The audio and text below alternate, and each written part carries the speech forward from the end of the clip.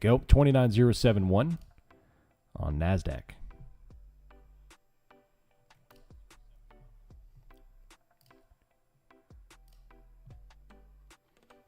Right here, NASDAQ 290607, top wick back over, right on top of the area. And this is where we are looking for the move. Like I said earlier in the pre-markets, that's what I'm looking for. What time is it? It is 2 minutes in. We have very little news of it this week, very little news today. It does kick off earnings week, though. Google and Tesla report this week. So they do kick off the tech earnings, and the next week they really get cranking with it. So that's really going to be on highlight this week, as we have virtually nothing to talk about in terms of news catalysts. Give you a little break from the volatility. I think Friday is going to be the juiciest day for catalysts. S&P Global Manufacturing there at 9:45 on Friday, but other than that, it's going to be nothing right here. NASDAQ Big Green coming up from 2902. And like I said, I'm waiting for the volume to determine where I'm really going to place my entry, my first entry of the day. What's up, D-Space? I joined over the weekend. Accounts pending. What's my next step? Do I offer training for new traders?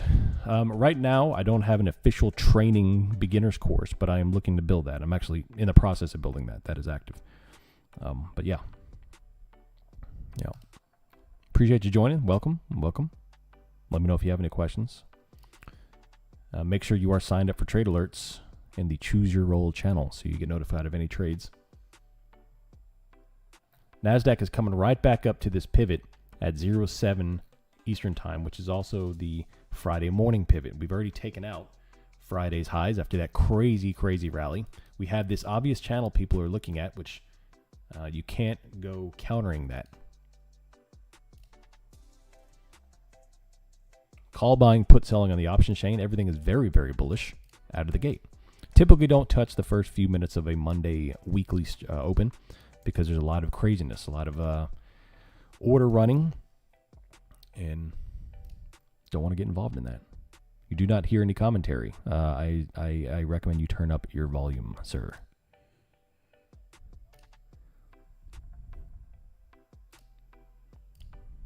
On Discord, yes, 100%. 29122. No volume spike yet. Let's go take a look at the S&P. The S&P is coming up to 75.44. Looking left on the 15-minute, we have, like I said, the top wick from Friday over here. The top wick from the overnight session right here at 0730. We're dealing with on the ES and NASDAQ. And I do expect some profit taking in the morning here, which I would like to take advantage of, especially after the Iranian news. NASDAQ still slime. What's the server name? Options Millionaire is the server name. I thought you joined. You said you joined over the weekend. Yeah, the Options Millionaire server. Links down in the description of the video. Come hang out with us. Head to www.theoptionsmillionaire.com to link it up. NASDAQ still flying. Very typical Monday open, where things just going. Very typical Monday open, 29,140. We had a whole crap ton of signups this weekend, actually. So welcome to all the new people. Don't lurk. Come out of the shadows and chat with us.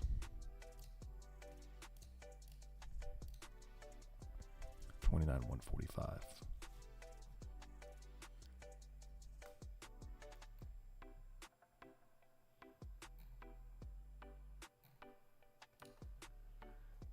Call buying, put selling on the hero. Let's take a look what the hero's offering right now. Right here, you see a lot of call selling to start out, but then they bought it all the way back up, back and forth. We're having a lot of put selling there too. Here is the big red move on NASDAQ. And I'm going to be looked to gather a position here pretty quickly.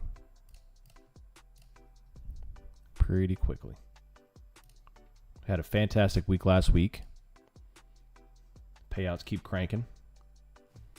The lightning fast instant payouts would take profit trader.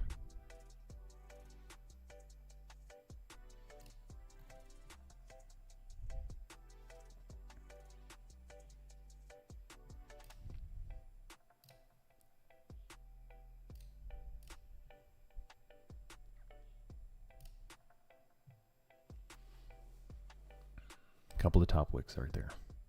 So what I'm looking for here is a 3C entry. A 3C entry, which means number one, volume, number 2, top wick or bottom wick, in this case, the top wick, and 3, movement lower than the prior low, a lower low.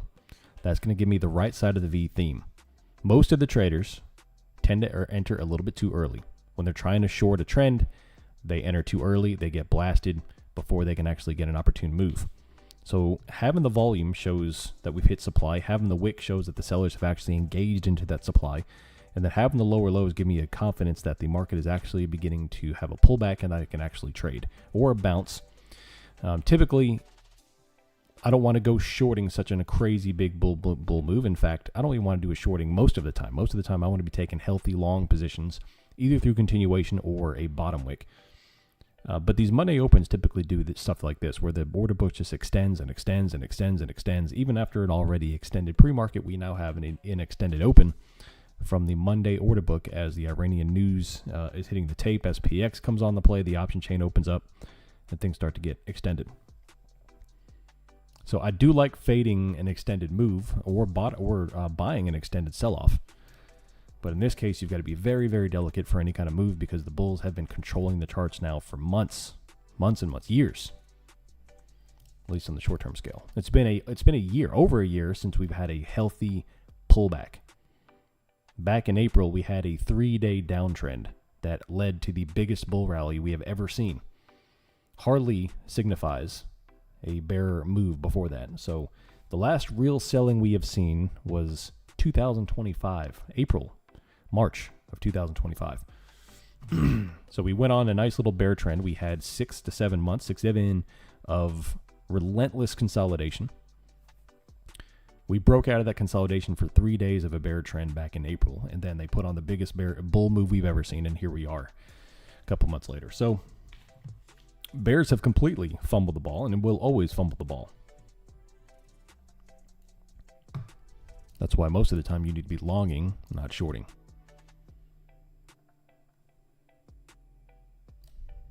Still waiting for volume. My eyes are down here on the volume.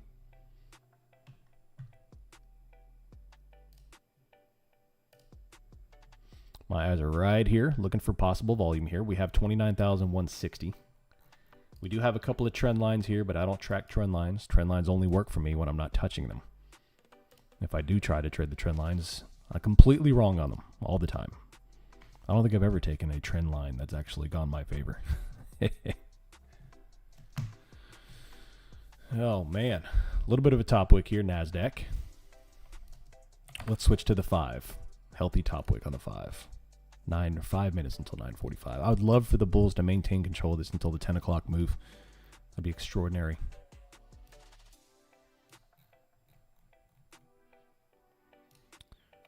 In 20 minutes, we have leading index, which is a 2-star event. It's pretty much a non-event. Switching over to gold, it does have some accumulation here, bottom wicks accumulation. If they close 4019, you'll have your 3C long opportunity on the 5 minute. And you could play to 4025. Silver's doing the same thing. Oil, massive dump and pump, and they are just kind of trickling here. NASDAQ still going. No sign of selling yet on the NASDAQ. There's no short signal on the NASDAQ. You need to be very, very patient. What's up, YouTube? Talk to me. What you been doing? How was your weekend? Who's trading? What trade you have on? What are you looking for? I took a long last night on the 1021 1-minute candle, and I took it to 29.8 to 860. Can you take a quick look to see if that 3C entry you might have taken? Yeah, give me 1 second here. I want to see how this plays out. We'll go back and review that when things kind of die down. This is the meat of the market here. We do have a high volume spike there on that 151 candle. Let's see here. They are selling calls and buying puts. There.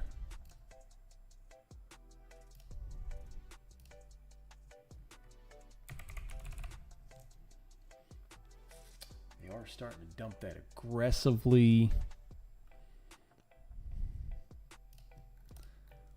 Let's go to the 5, sweeping top wick. We have massive volume. We have the 1 minute. Let's go to the ES.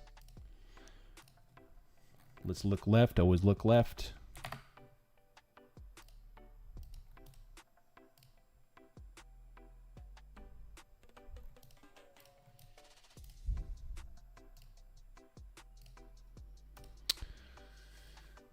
I think we're about ready.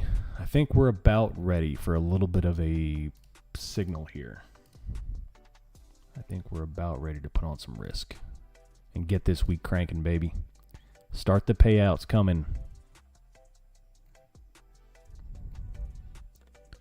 After the stream is over, I'm switching out my core on my computer. I think it's going to fix the problem that we've been having with Bookmap. That'll take care of that, and then I'll start my new build.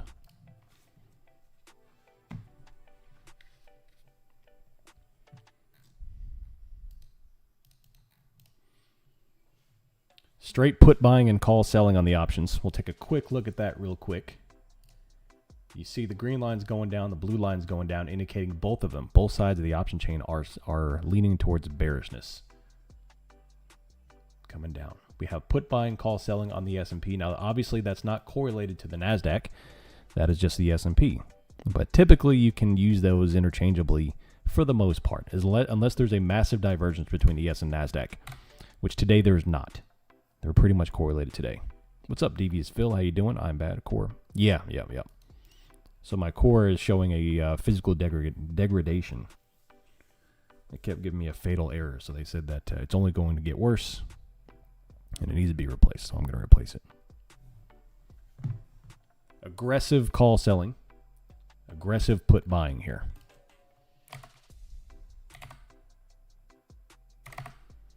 We do have data top of the hour. We have a very, very extended bull book here. Markets are just flying. Just a flying, baby. Already, that is a 60-point bounce. The bulls are completely controlling this market since Friday morning. All I need is one good trade. Most of you, all you need is one good trade. Period. We don't need to sling 50 trades. We don't need to catch every move. We don't need a FOMO into anything. We just need one solid good trade, and you can make your day, your week, month, and that's it. Volume spike again. A lot of volume spikes in the NASDAQ here.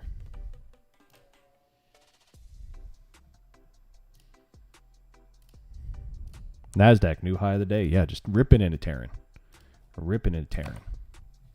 If they close 30,000, which is only, about 900 points away now. You say only, but that can happen quickly.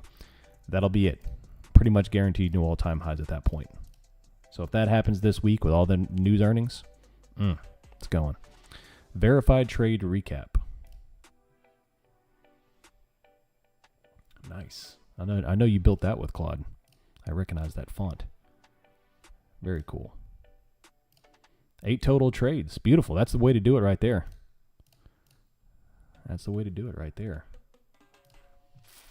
Yeah, buddy. Oh, yeah. Yeah, that is mine. I guess that's why I recognize it. Yeah. That's the way to do it, man. That's why I don't post every single thing in that channel. I post the high confidence setups so I could squeeze every amount of value that I can for you all. High hit rates, high quality trades that lead to good profits. And hopefully, even more important than that is that lower stress trades. Trades where you don't have to sweat every single time you hit the button. You can just wait for your entry and that's it. What's up, Tim? How you doing? Good morning. Dynamite Snipe, it's on now. Beautiful. Still going NASDAQ 29,185. The option chain continues to break down. 1 minute, another volume spike. I'm waiting for my opportune moment here to pounce on this thing.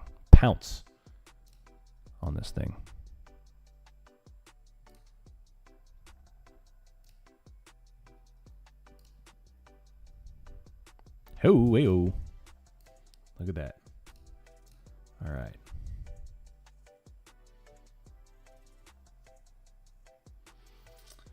Options are still aggressively breaking down here.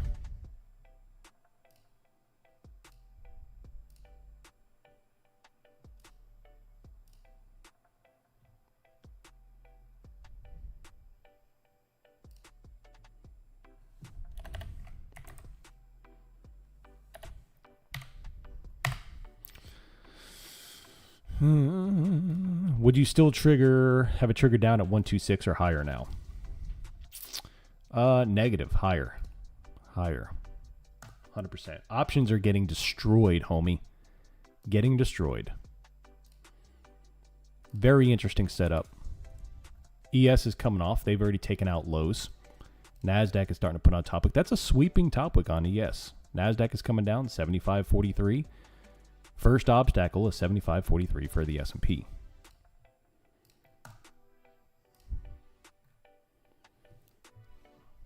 $75 for the 75.43. I am attempting, of course, to lock in another instant payout on TPT. And then, of course, building, more importantly than that, I am looking to build my first heavy swing position on SPX in a while. NASDAQ is coming down. ES is coming down. The options are aggressively turning bearish here. So not to say that's gospel. You know, the options have kind of led us astray the past couple of days. We've seen a lot of weird activity, and now I attribute that to OPEX. OPEX typically does a lot of crazy shenanigan stuff, and it did not do anything different. A lot of crazy stuff. We saw a lot of put buying, call selling, and the market went up. We saw a crap ton of call buying, and the market still went down. So not a lot of correlation there. NASDAQ coming down 29,143. First target, 119, or the low of that candle right here. Once we get that, we'll go for the 50% Fibonacci. Which on the session, the Fibonacci is right under that at 109.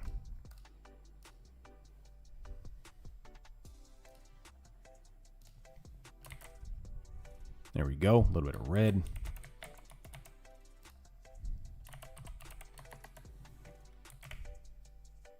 Aggressive put buying, call selling. Options continue to break down. We do have the highest volume candle of the day at 9:45 with a top wick. We need this to close, and it'll give us the confidence to 108. If we get 108, we'll see how the price action reacts. We've already taken almost this exact same setup last week.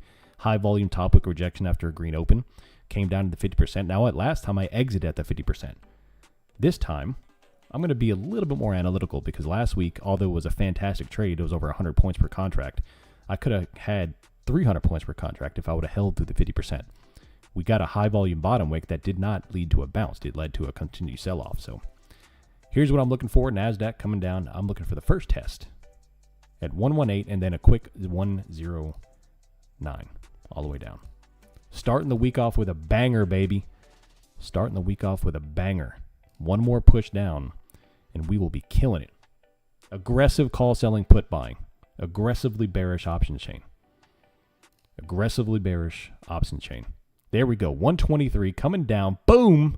60 points per contract already notified in the Discord channel, baby. Can we get through the 50? Can we get through the 50?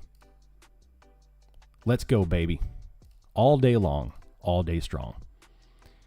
Now that we've closed under a prior low, I move my stops down to lock in profit. This is a guaranteed profitable trade now. 108 needs to hold. Here's the 50% test right here. 50% test. It's fan-freaking-tastic, man. Fan-freaking-tastic. There's another top wick. So we need to get through the 50. Aggressive call selling, put buying. Hero tool is aggressively bearish. The option chain is straight down. Straight down.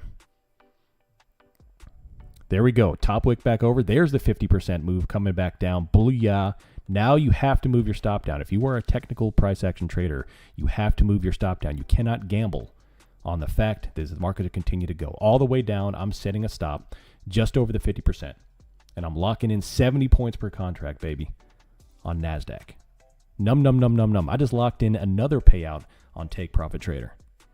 Another lightning fast copy traded trade on Take Profit Trader. Give me my money, homie. We're starting the day off right. We're starting the day off right. Can we get more than the 50%? Can we get the whole range? I don't know. The market's not that kind to me on Friday, on Mondays. The market's, no, yeah, baby, give it to me. The market's not that kind to me on Fridays, baby. Let's go. 29.09, selling off hard. all the way down. Make sure you signed up in the Discord for the trade alert so you get notified for my trades. And we're coming on down. 2909, 2908, 29079. Booyah. And there's 100 points per contract. Again, let's go, baby. I'm taking everything off except one contract right here. And I'm going to lock in one runner for the rest of the session. Right there. Can I get the whole range? I just shorted the tip freaking top, people, all the way down. And we are making money. And we are making money. Let's go. All the way down. High volume spike right there. That is your number one indication for the average. Let's go. Let's go, baby. What a freaking trade to start the week off. Tell me one other freaking trader. You show me a screenshot of someone who just shorted the whole freaking move, baby, all the way down. You know, I'm going to go ahead and close the contract, the one single contract, because that is a high volume spike right there. Exit last.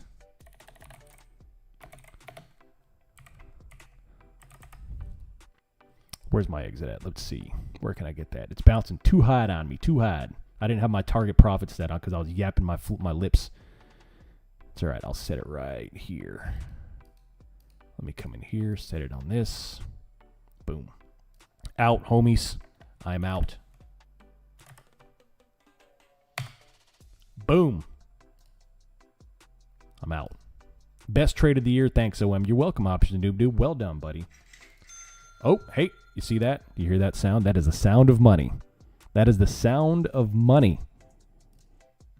It's a beautiful sound, baby. Cha-ching. Let's go. All the way down. Bro made 100K today. I didn't make 100K, but I made a good amount of money. I don't play with massive position sizing. I play smart. Anyway, coming off here. So my trigger were two things. You want to hear how I took that trade? Two things. Number one, I felt it in my plums.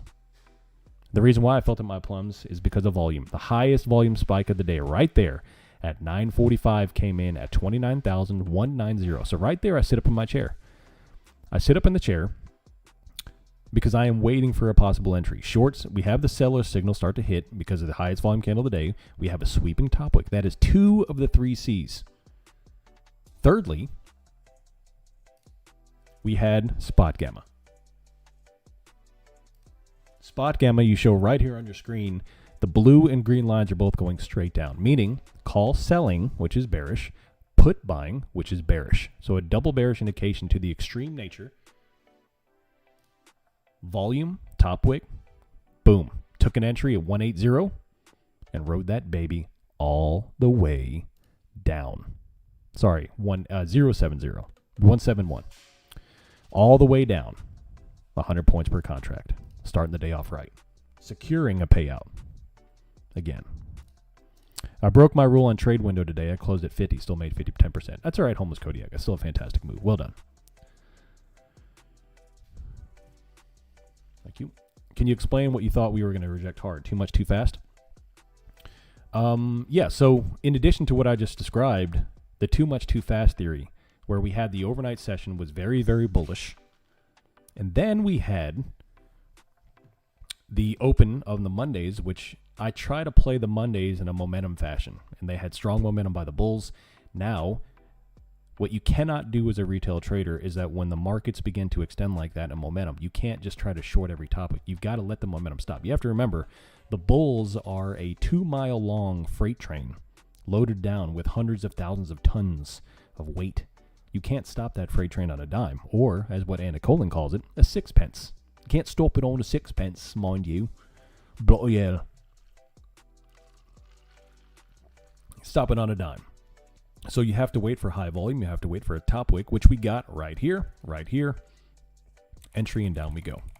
Let the freight train come to a stop, and then you want to play it when it starts going back the other direction. That was a textbook entry, system entry based on the 3 C's, and all the way down. Love it, sir. Absolutely love it. Hope y'all took advantage of it. If you didn't, come join the Discord, baby. Come hang out with us, theoptionsmillionaire.com. Make sure you're signing up on Take Profit Trader to take advantage of this with daily payouts. Code OMTPT at checkout. Yeah, buddy. Does that make sense, backseat driver? I don't mean to backseat drive your trades, but I want you to make sure you understand.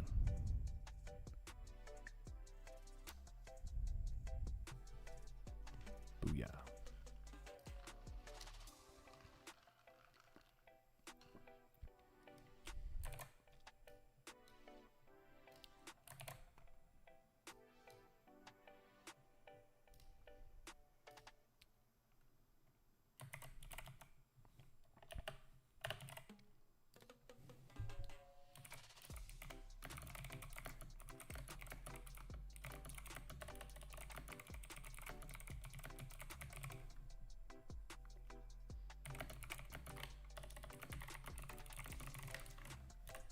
Don't worry, I am in the process of getting a quieter keyboard. Big red candles coming all the way back over. All the way down, baby. All the way down.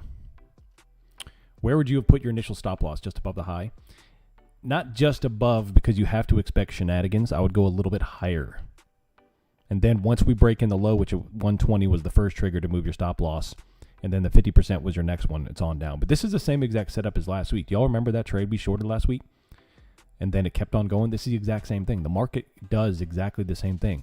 The past couple of weeks, it's literally been copy and pasting. It's like Wall Street is using Claude. Like, hey, just paint me a big bullish morning followed by an afternoon red algorithm and let me paste it.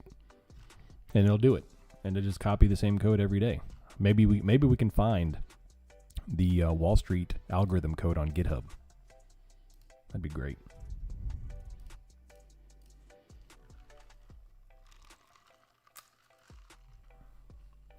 I missed the entry. Could there possibly be a bounce on the ES 7510, 7500? It could be. Let's take a look. That's a good question, Mike. I wish there was another guy in here named Ike, so we can call you Mike and Ike. ES and the NASDAQ are still selling off here. By the way, if you do want an options tool, Spot Gamma, fantastic resource for tracking 0DT options. That called it out big time. All right, so my next bounce opportunity here on the S&P, the major one at least, is down into the 74.91, which is 30 points lower from here. 75.10, we do have a pivot. That's not a major pivot, but that is a small micro pivot. And then 75.16. So right in this area, we do have some structure for the bulls to at least defend. The NASDAQ here is now dealing with the 0.800 mark. And then after that, we have 28.920. Now, I don't want to get overly bearish. You know, that juice was worth the squeeze to me to put on a short position at the highs. Very patient, waiting for my top tick pivot, and then down we go. That patience right there was the absolute key to that trade. And we just netted 120 points per contract. So from here, I don't want to get overly bearish. If we have a 3C bottom wick, don't chase any shorts. All the way down.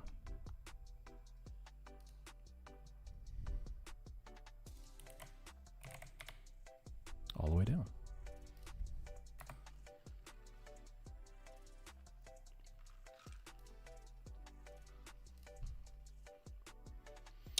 What's up, Otaku? Appreciate you hanging out with us. Does signing up on the one first tier? Yes. So the first tier does get signals to the day trades. Yes. It doesn't get swing trades, but it gets day trades. First time here. Thanks, Jimba. Appreciate you. Hey, how'd you find us, by the way? This question. What's your time frame? I trade on the, I analyze volume on the 1 minute, price action on the 5:15.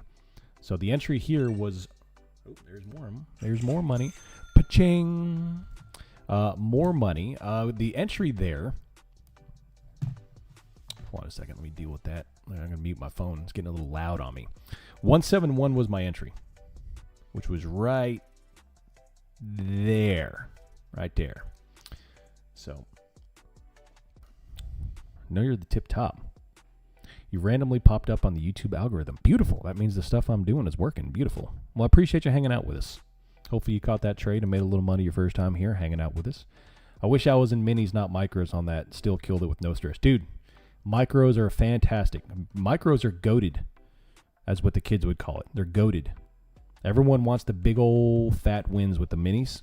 You can make a ton of money with the micros and still have zero stress. How do you take a long from here? You do not take a long position unless you have the highest volume candle of the day show up on the 1 minute, bottom wick, and then a higher high on the 5 minute. You cannot short or you cannot long a falling market like this after you already had the liquidity induction. That's the key there. We already had the bull liquidity come in. So yes, the bulls probably will take it back up as they always have been. And I'm not saying don't long. I'm saying don't long until you get the signal. High volume, bottom wick, right side of the V. Don't be a jabroni and try to short a falling knife and get wrecked. Like right there, for example, if anyone who knows price action, that is a textbook liquidity sweep candle.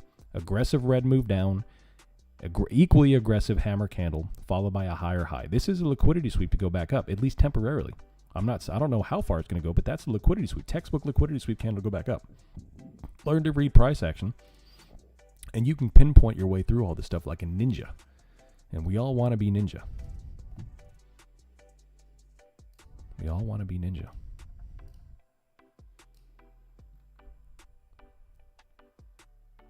What charting platform am I using? I'm using TradingView. Yes, TradingView.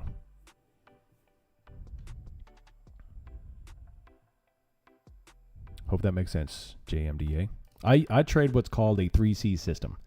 By the way, if you didn't know, I have tons of free content on my YouTube channel about learning the 3C system and identifying. In my opinion, if you're looking for a simple setup to take repeatable trades, the 3C system is unmatched. It's simple.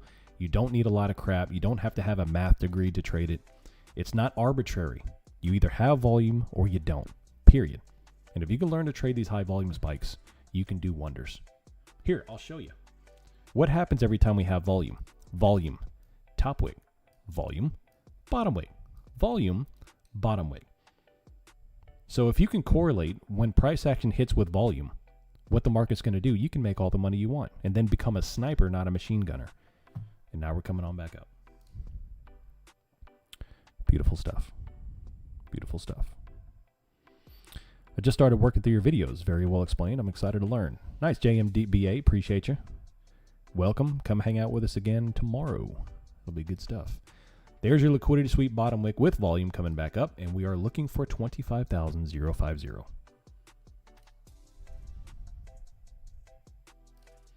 Booyah, baby. 2405.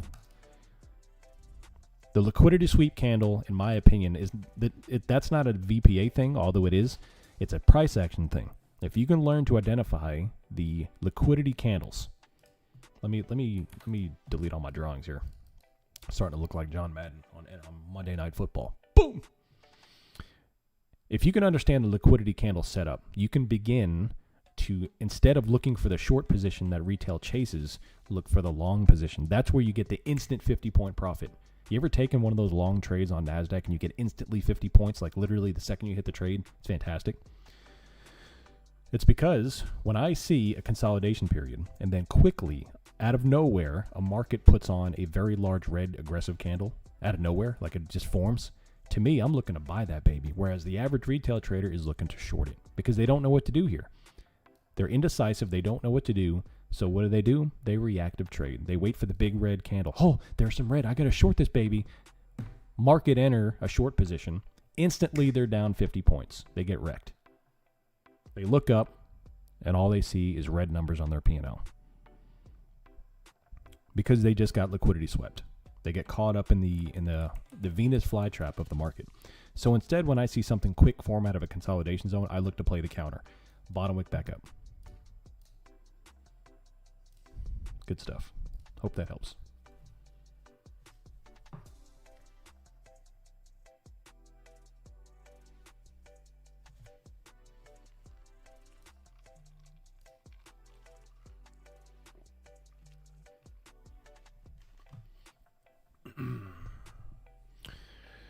Yeah, buddy. Yeah, buddy. I just got finished building out the blog for the website there too, so be expecting blog posts coming out weekly, explaining setups. Can't post in the OM Academy channel, really? Interesting. Let me take a look here. Tier 2 view channel. Oh, I see why. My bad. Should be able to now.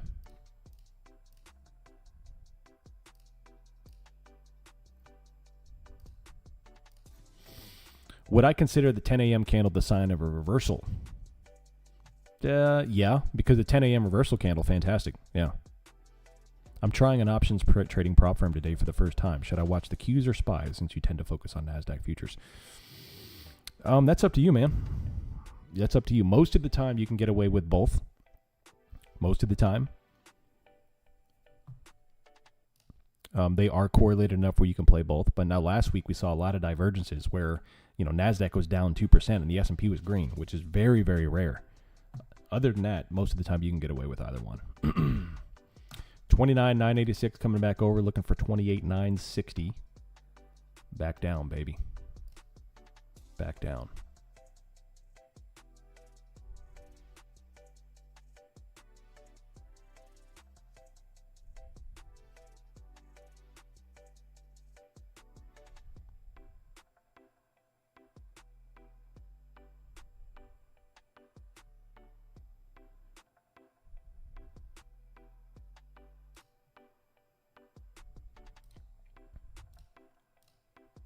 So far, seems more my style.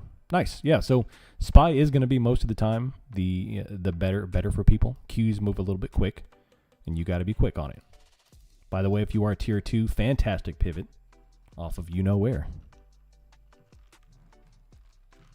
One of the downsides of streaming like this is I can't call out my tier 2 levels because I'll give away the milk when I'm trying to sell the cow. Something like that. Any chance for a next trade? Possibly. If I don't know how long you've been in the server or been watching me. I'm not one of those traders that takes 50 trades a day. I know I've in doing some learning on how to do this because I'm not a very technical person. I've seen other traders on YouTube and they're taking a trade every 5 minutes. They're trying to catch every move. I don't do that. I take 1 or 2 trades a day and that's it. Even if I do miss moves, that's fine for me as long as I have one good quality trade. I mean, I have figured on that one trade I just made more money on one trade than I did on the average person in America makes in a month. Do I need to take another trade? No.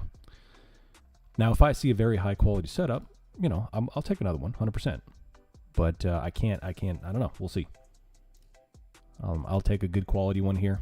I don't mind missing, some movement for me to wait for my great setup. Right there, to me, that was an A+ setup. That's why I posted it. I don't post anything except A+ setups in the server. Aggressive call selling and put selling. So now they're selling both sides. They're selling off the puts they bought, but they're selling off calls too. So maybe hit a little consolidation here. Maybe we'll hit a little consolidation.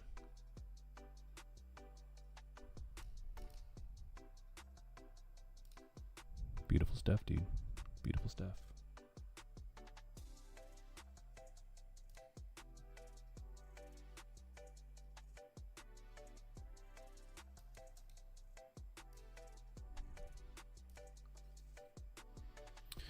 Just waiting for the next one. I took a long at the retest of the high volume 1 minute candle. Beautiful. Nice meaningless collection. That is definitely not meaningless. 29,000.75. I love it. I love it. So let's go take a look at the ES. I was in minis, Walker. Minis. ES is still getting clapped all the way down. They do not have a high volume spike here. You see the volume is diminishing as it goes down.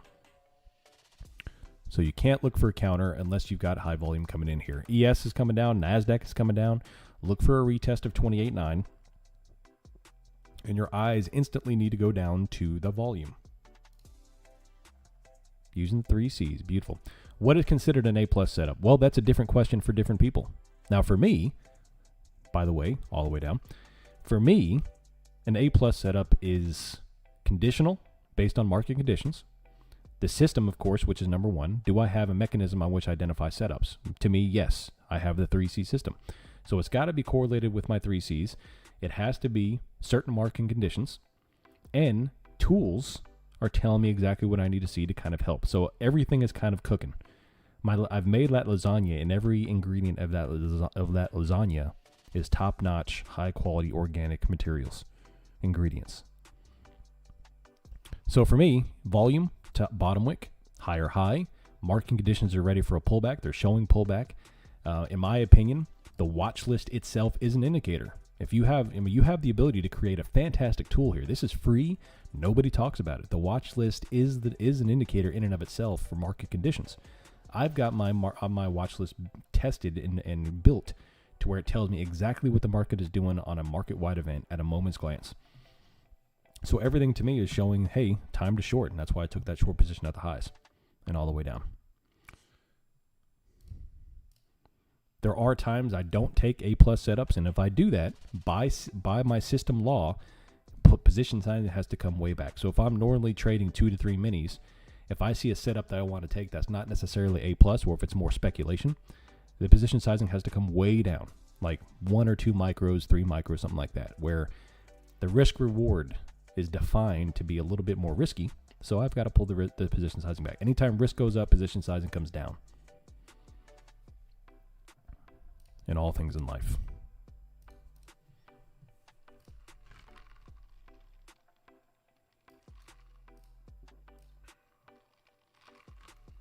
NASDAQ coming down 28,940.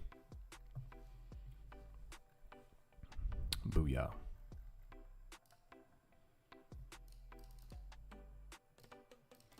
What's next? Let's go take a look at the names that have primarily been driving the weakness on the NASDAQ.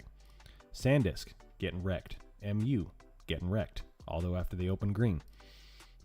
Google, which reports earnings this week, mind you, is flying. Amazon's flat after back and forth. Apple's getting wrecked. Tesla's getting wrecked, also reporting earnings this week, mind you. Microsoft is here. Meta is here. AVGO is flat after a pump and dump. Nvidia is coming down, and SpaceX is getting wrecked once again to 120. Now, what are we looking for in terms of keywords this week with Tesla earnings? Who owns Tesla, and what other company does he own other than Tesla?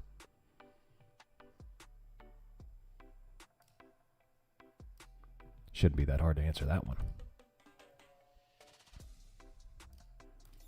SpaceX. So, can we expect commentary about SpaceX in the Tesla earnings report? Maybe they need to sell some shares or increase some liquidity or equity to put into SpaceX, or vice versa. So it'll be interesting to watch. Hello, K2XTV. How you doing? New to futures. I've been trading Forex for 3 years. Beautiful. Well, welcome to futures. Let me know if I can help. Do I have any videos on the 3Cs? Yes, I do. I have many videos. I encourage you to go check out the YouTube channel. I have many videos on, all free, of course. I have 4 different videos about the 3Cs. The first one is a summary video explaining what they are. The next 3 videos are dedicated, 1 video per criteria. So the first one, the second one, and the third one. What volume profile do you use for your day trades? I use, if you go to my indicators, LuxAlgo's volume profile. Now, I use KV4 coins and LuxAlgo back and forth. I think they're both fantastic indicators. I like this one because it's color-coded the way I like it, and it's on the right side of the charts. I prefer my volume profile on the right side of the chart, whereas the other one is only on the left. That's why it's not on there. I tend to miss the signal when I look at it when it's on the left side because I've got so much going on in my charts. I want SpaceX to continue on down. I want SpaceX to hit 40 because I want to buy as much as I can. I want to sell everything I have. I'll sell the couches in the living room so I could buy more SpaceX if it hits 40.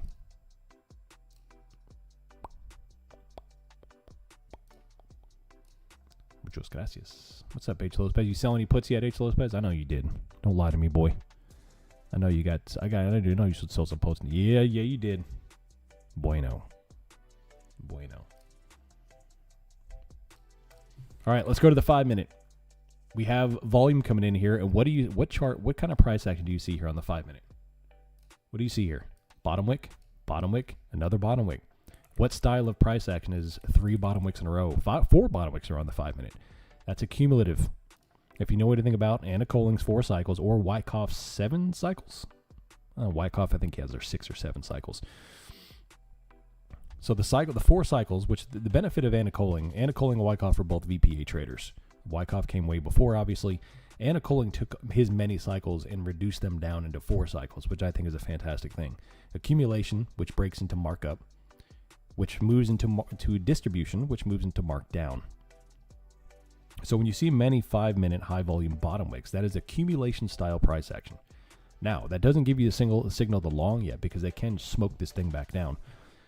That's where the right side of the V comes in, where you need a higher high position. So right about here is what I'm looking for to look for a long position. If we don't close 29,004, no long entry, because you will get, that's where you start catching bottom wicks, or that's where you start catching the falling knives.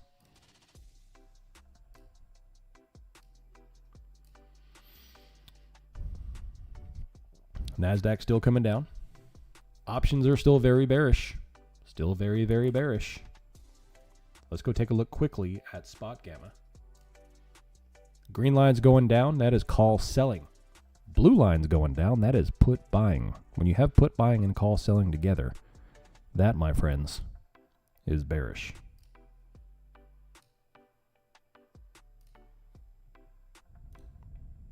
Booyah.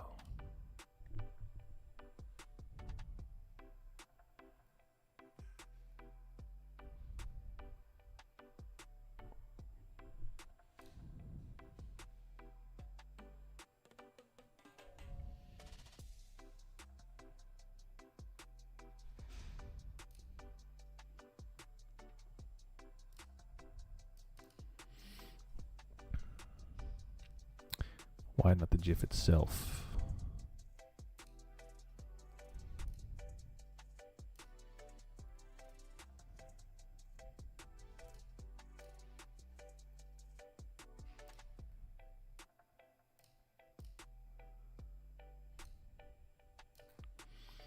$28,950 coming down.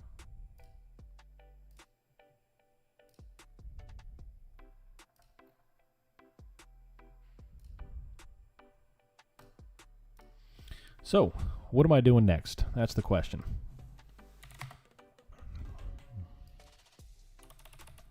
Now, to compound on the 3Cs too,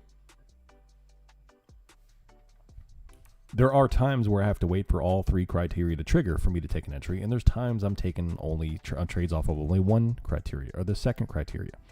And of course, that's all based on conditions. I need conditions to tell me when I'm going to do it. That first trade we took, banger of a trade, but conditions were ripe. You as a trader need to have a system that identifies when conditions are ripe and when conditions are not ripe. Very common problem with the retail trades to sit here all day long, market open to market close, and try to analyze and get yourself into a trade on every little move. And it's not going to work. Conditions are there to trade high confidence, and there's conditions there for low confidence. Afternoons are low confidence trades, and most of the time you're going to get yourself in some pretty crappy situations trading in the afternoon. Just no good. So, right here, baby.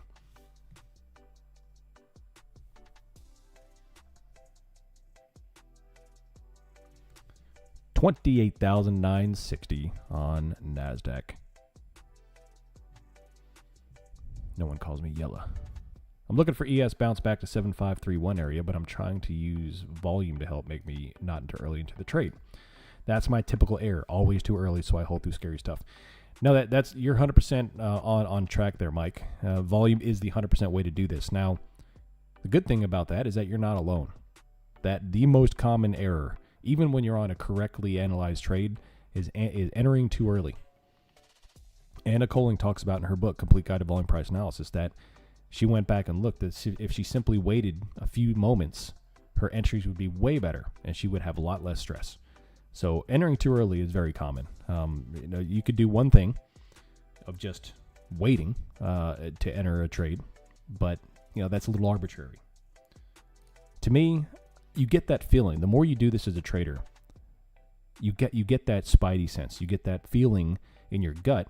Oh, holy crap, conditions are right here. I'm going to take a trade. Now, of course, it's not just that. You have to have all these conditions. But when all the conditions start to align, you start to get that feeling of, hey, things are going well, and then you confirm and you take an entry. So, system is absolutely number one. NASDAQ is getting creamed here all the way down. Still, no high volume spike, so no entry. Now, what do I mean by a high volume spike? See all this? There's nothing here. That's a volume spike. That is This is the reason why I took that short entry here. So the higher the volume, the more likely the pivot. The more likely the pivot. And that's what I'm looking for. The options are incredibly, incredibly bearish. They are diving down deeper into more bearish territory here. NASDAQ is still coming off 28.9. If you're just joining us, we already took one trade today off the highs. 29,171 was our entry. We are out of that trade now, but it's still going. Looking for the follow-on trade here. ES is coming off. No volume. The markets are not enjoying Tesla right now, although they are looking for a bounce on Tesla with the volume. We have accumulation style volume hitting Tesla. Tesla does report earnings this week. We're probably going to see a lot of volatility with them along with Goog. Goog is straight green, ripping into Terran. Speaking of technology, you see the news come out about Claude this weekend? And it was a Kiki, the other AI agent. What's up, Ob? How you doing? Welcome. What broker do I use? I just joined back. It's been like 4 years. Welcome back. Welcome back, another person. You still have my green hoodie? You bought a hoodie. Nice. You still have my OM hoodie back when I was selling clothes. I love it. Welcome, man. That's a throwback right there. I'm still using IBKR. I use IBKR to trade personal. Prop firms now. I'm trading prop firms as well. I trade Quan Tower with Take Profit Trader. So, yeah. Options are looking no bueno, man. No bueno.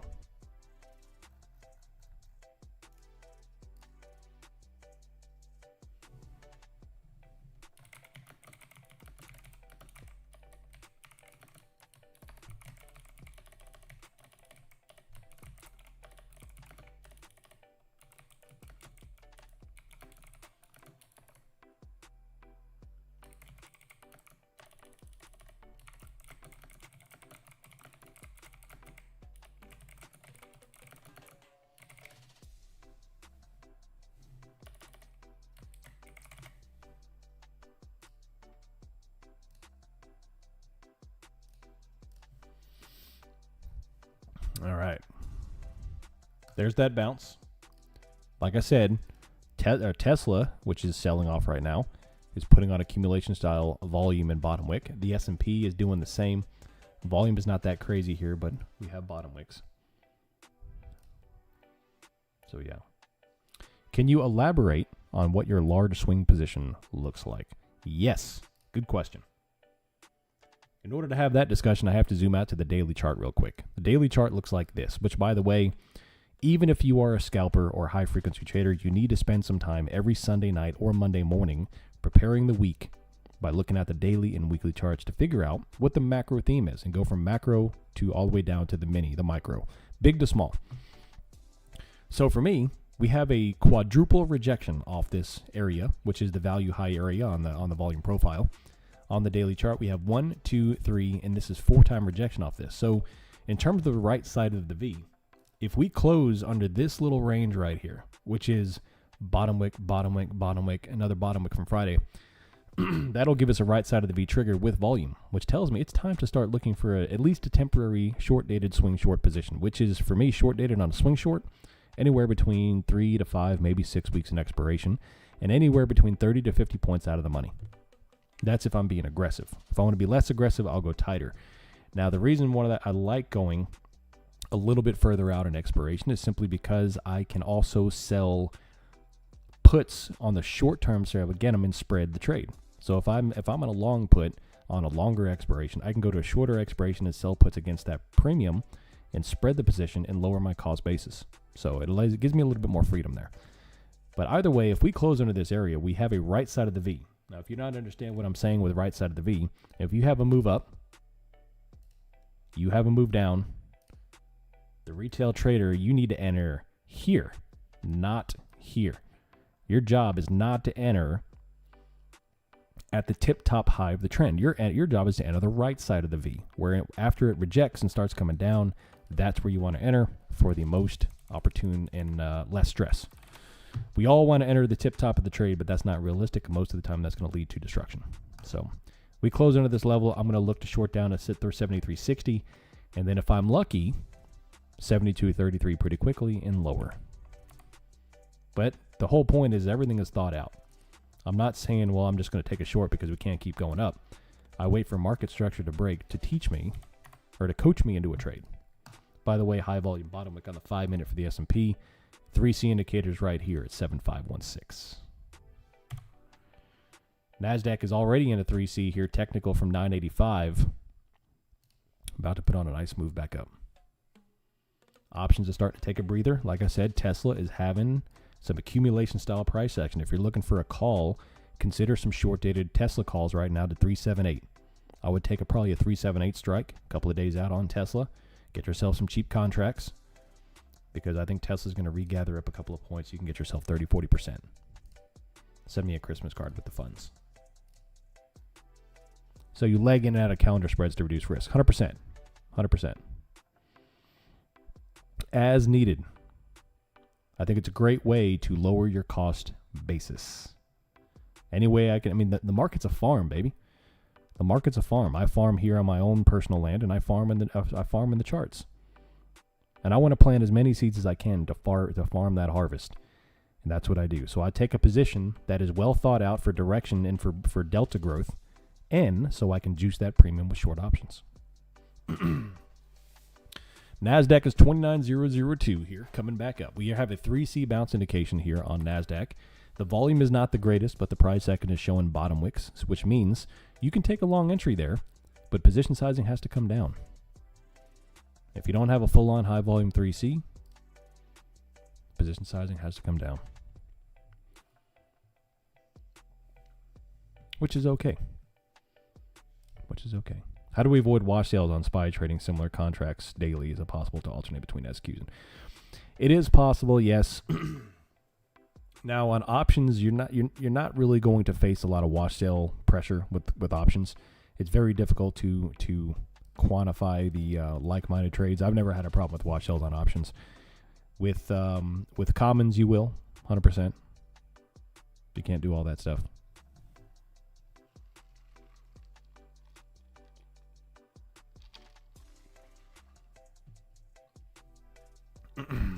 All right. Once I have my my computer part switched out today, I'll be back to streaming Bookmap tomorrow, along with Spot Gamma. So we'll have all of our tools firing up and ready to go tomorrow. You see how they're defending this green line here. The reason why I put that green line there is because of this pivot right there. That is a higher high. So we come up, we reject back off of it, we regather, we close it. That's bullish absorption. And now we'll make a move up to 29,050. Right there. 29,050 will be the next target after we absorb this area. So don't go longing into 29,005 without some absorption. Otherwise you'll get top wicked. So they'll drift this thing up another 30 points or so into that. And then from there, we'll have to start thinking about the 50 Fibonacci, which will be pretty much right at the same area, if I had to guess. Yeah, so right there, same there.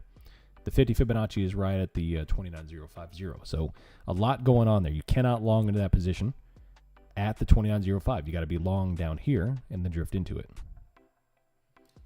Not without some absorption, at least. Welcome to the YouTube channel. If you're new to us, hang out with us. Make sure you hit that subscribe button so you get notifications for all future live streams. Caught 120 points per contract this morning. And we're rocking and rolling, baby. One losing trade posted in 3 weeks now. One losing trade posted in 3 weeks. Only posting high plus trades. A plus trades, baby. 2903. ES is 7520.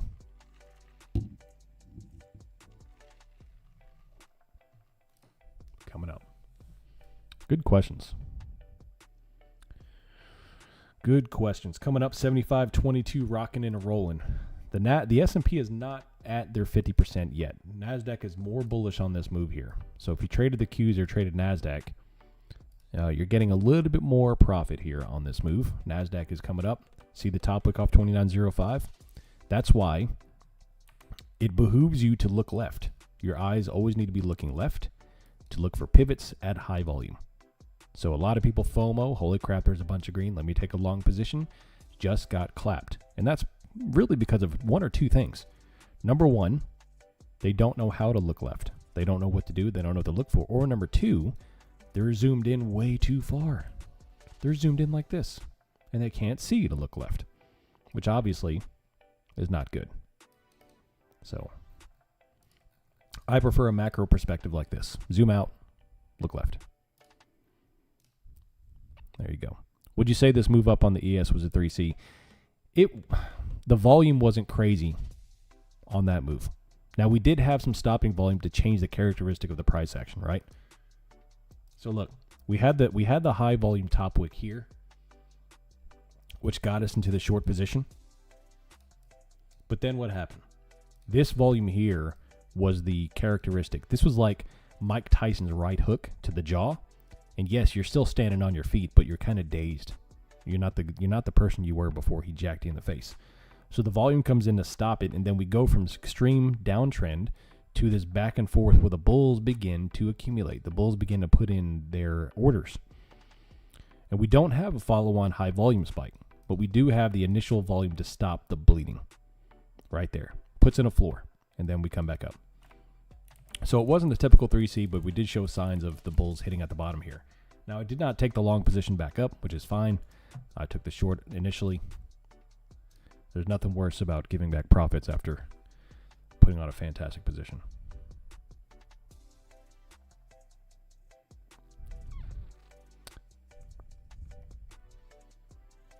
So, yeah. Side Gig Guru. Glad to see subscribers grow here finally. I'm just observing this week. I've been over trading and trading poorly. Yep, that's a bad combination. Over trading and bad trading is a bad combination. Say I buy and sell similar or same contract each day. Wash sales shouldn't be an issue. Should I not trade them during December or to avoid phantom gains? The options, you're not gonna have problems with that. If you're trading commons, you are gonna have commons is just trading the stock. You are gonna face the wash sale rule. But when you're trading options, the whole purpose of the wash rule is to keep you from manipulating your P&L for tax purposes on similar or like-minded products. So in options, yes, you're still trading like, let's say, SPY options, but you're trading different expirations, different strikes. They have different Greeks. They're not the same product. You're trading the same underlying, but the options are different, inherently different as you go from expiration to expiration. They act differently. They make money in different ways. So you're not going to get hit with a wash sale rule with that. Now, financial disclosure, don't make decisions based on my dumb head. Do your own research, do your own due diligence, find yourself a qualified CPA or tax professional to give you some proper information. I'm just telling you what happened to me and my experience. Trade at your own risk. This is for entertainment purposes only.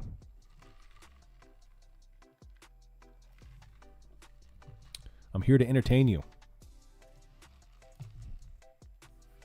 You're welcome, amen. All right, NASDAQ is back and forth here. We're coming into 1035. 1035. Wear a horse mask, yeah.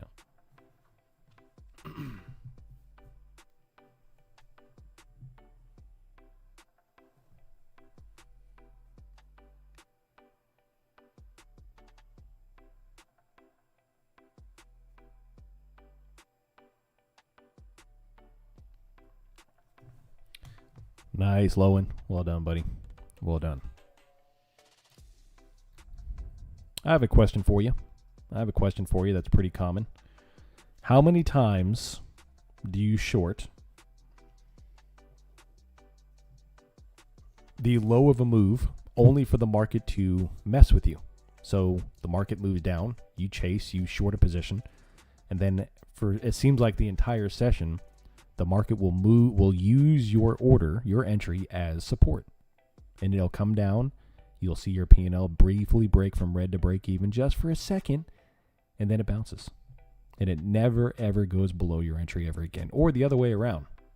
You long the highs and it uses your entry as resistance.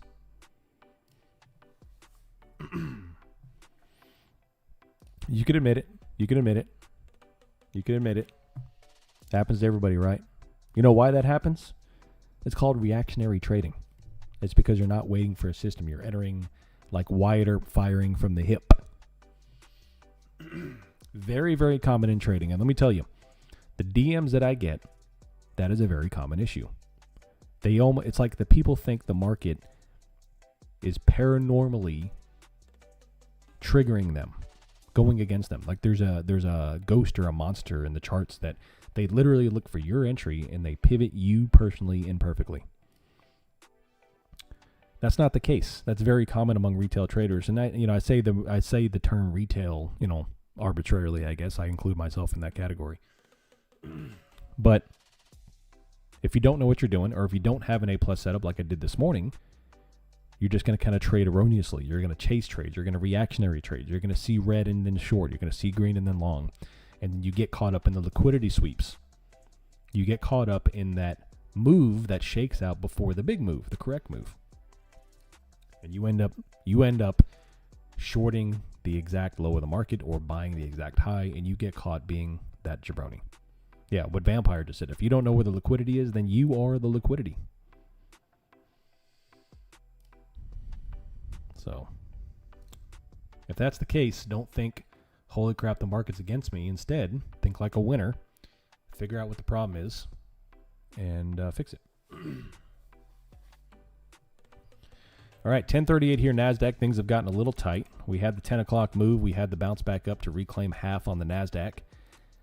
If they do reclaim the 50% fib, which was right here at this rejection, I'm sorry, right here. I was on the 15-minute right here.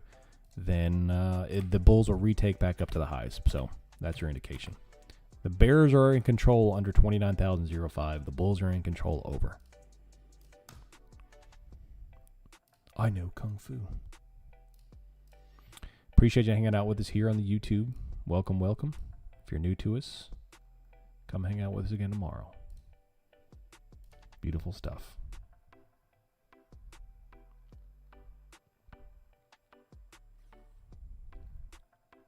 I told y'all. I'll be posting trades again. I told y'all. I'm starting to notice a trend. NASDAQ low of the day bounces exactly the overnight 50% fib. Heck, that 50% Fibonacci is powerful. I have to admit. I've been very critical of any kind of pattern or indicator the past couple of years, strictly because I'm a VPA purist. But that 50 Fibonacci has been the only thing I've added back to my charts in the past year. In the past 6 years, I've scrubbed everything off my charts except for VPA-based signals like 3Cs or volume profile. The 50 Fibonacci is the only one that squiggled its way into my system because it's so powerful. The market, there is a component to price action and trading that is pattern-based. The algorithm does work in patterns. Mean reversion, that's why. The market extends, pulls back halfway, or 0.68. The market drops, it bounces back up 0.5 or 0.68. And intertwining that category, intertwining that indicator can help you pick out stuff you might have otherwise missed. Mean reversion, baby. So that 50 Fibonacci is fantastic. It's to the point where I use it every day, but I'm going to be making a video on how I can tie in the 50 Fibonacci into my 3C system in an official format. Do I use GEX levels? I do track GEX, yes, but I don't plot them on my chart anymore. They kept leading me astray more often than they would help me, so they were not reliable enough for me to use. An option chain in general is more... The option chain, like all other tools, for the most part, is completely useless if you do not have a volume-based system. If you are trading and making decisions off of options data alone, you are going to get destroyed. Because dealers like to counter positions. Dealers like to show the offhand, which is the short side of the market instead of the long side, or you simply may be misinterpreting the data. Not to mention, there's 1,000 different people out there offering options data as a tool, companies, and they're all showing different data, or different timing, or different feeds, or different speeds. So it's difficult to go off options data. However, any tool that shows market data like Bookmap or Spot Gamma or TRADIFY or unusual whales or anything else, your job on that is to identify one-sided behavior. Skew is what I call it. So if the options are heavily skewed towards call buying, put selling, that's bullish. Or the other way around, call selling, put buying like this morning, that is bearish. If the order book on Bookmap is showing an aggressive amount of order flow being pinned lower, that is bearish, and you could chase that back down. So all this kind of stuff is to show you when the market is heavily skewed. Now, I think personally that there's an overuse of these tools. I think the retail trader in general, they're utilizing these tools way too much, and they're trading too much off of these tools.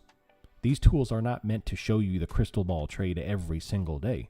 Your job is to track this stuff every day, where every once in a while, one day a week or one day every other week, it's going to ping an anomaly, and you have to exploit that anomaly. All right, there's 5 billion of puts being purchased on the tape, but it's just not normal. Okay, the market's going to go down. I just have to figure out when the market's going to start turning down. So I use it to keep me on track here. That's what I use it for. And Gex levels led me astray more times than it helped me.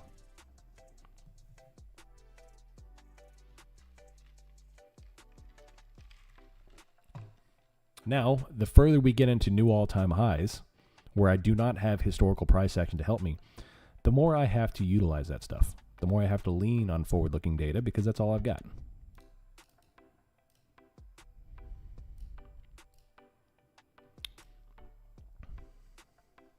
Make sense? Yeah, buddy.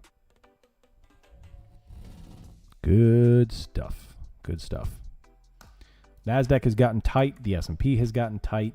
The further you get into the morning, the less you should trade.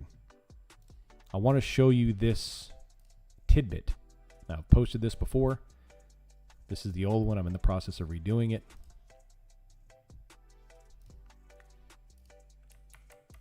Right here.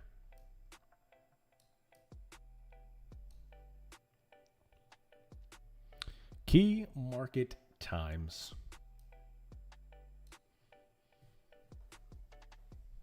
Right there. So I highly recommend, in addition to forming a way to analyze trades, is that you have a time frame on which you apply the system. So the open, which is shaded in orange, is the first 15 to 30 minutes of the session. That's very volatile. You have to understand the conditions of the market there are what's called manipulation phase. The manipulation phase is the liquidity sweeps, the profit taking, the too much, too fast reactions, the reactions over overnight moves, the profit taking from the prior session. So that is momentum trades or manipulation trades that you want to catch on to the buck and bull, or the old man being yeeted in Yellowstone with smaller position sizing. After that, you get into the prime time trading hours. From 10 o'clock Eastern to 11 o'clock Eastern is prime time meat and potato trading times, the best time of the day to trade. After that, you get into diminished conditions, still tradable, but diminished from 11 o'clock to 12 o'clock Eastern. And then you get into the hands-off time frame. The red shaded area here from 12 o'clock to 1500 Eastern time, which is 12 o'clock to 3 p.m. Eastern time. Stay out. You do not need to be trading. Use that time to back test, log trades, eat lunch, do some fitness, anything else. Actually do your job, but no trading in that time frame. And then the power hour, that's arbitrary. That's back and forth. There are times to trade it. There are times not to trade it. The power hour is the setup for the next session. So typically, you get some weird behavior. You get some massive bounces after a red day. You get some massive sells after a green day. So I trade during power hour as conditions permit. If we have one of those crazy bull days where the market just goes straight up all day long and never reacts down, I'll short it in power hour because it's a great trade to put on an SPX 0 DTE trade for 30 cents and let the premiums go to $6. It's a fantastic way to make a huge gain. So as conditions permit, I'll trade the power hour. But 99% of my trades fall in the green shaded block from 10 o'clock Eastern to 11 o'clock Eastern. I'll even pull that back to 9:45. I trade 9:45 sometimes. But that general block area is meat and potatoes for trading. So have a system which you identify the time frames too. ES is coming down again. NASDAQ is coming down. NASDAQ just rejected the 50% Fibonacci. Right there.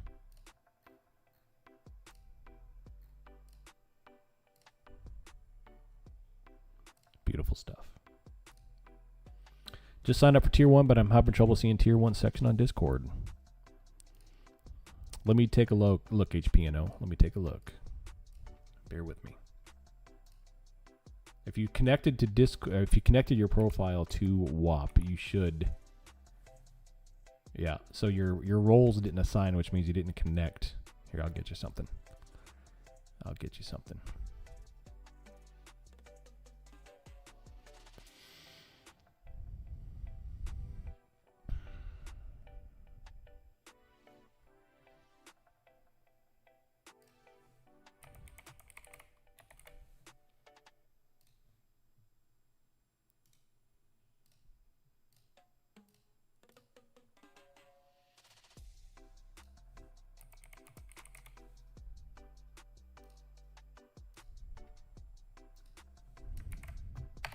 There you go. I just sent you a DM in Discord.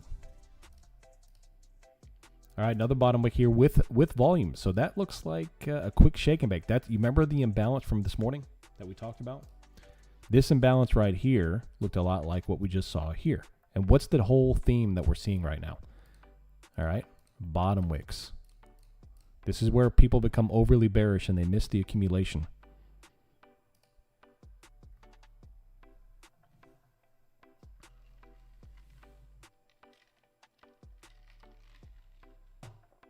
They miss the accumulation.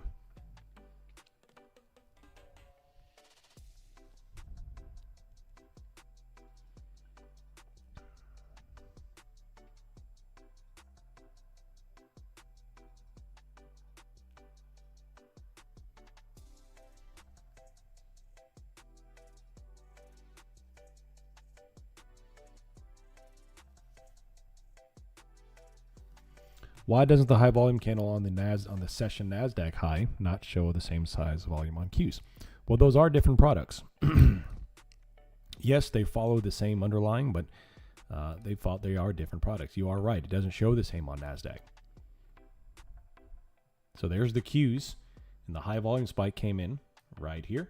It did, and there's not much volume down there. But if you go to NASDAQ, we do have an extraordinary amount of volume with that. So, I mean, they're different products. Sometimes you're going to see that. You're going to see different volume on that. Especially with the Qs, there's going to be more options taken into account there. But, yeah. We're going to 29,230 today. Nice. That'd be nice. All right. Coming back over here still. We didn't get a higher high there. The options aren't really showing much. The 5-minute shows this nice accumulation. We had another bottom wick there. Bottom wick here that just got collapsed. No higher high to break out into a high position. So still going down. Let's go take a look at some other names. Gold, which is something I trade on the at least semi-frequently basis. Gold is showing another high volume spike here with a 3C long from 4006.8. And they're coming back into the consolidation here. Not the best conditions for trading gold after that consolidation, but the current session is showing a nice little V. Silver's coming up with a low volume bottom wick. High volume over 56.85 on up. It's hard to believe we're talking about silver in the 50s again after what happened this winter. Oil, massive dump and pump, still holding 81.6. Now, with all the peace and the ceasefires, you'd think we would see oil back down into the 60s, but that is not the case. Oil futures are pumping back up into the 90s.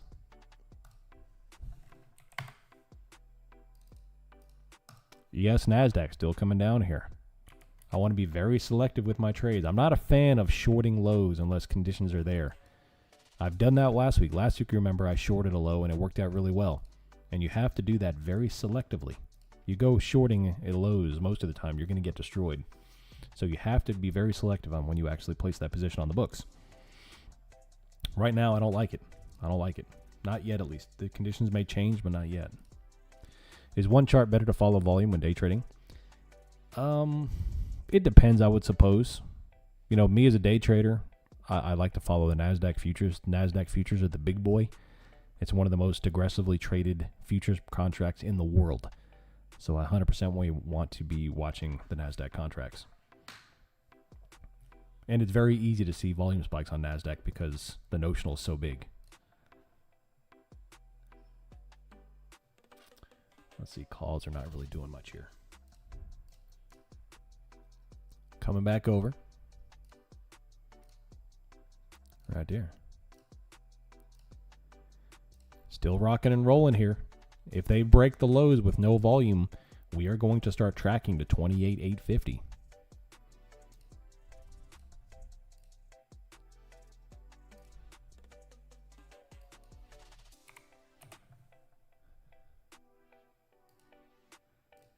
on down. What does it mean when there's a high volume spike with a bottom wick but it fails? Such as ES 1045.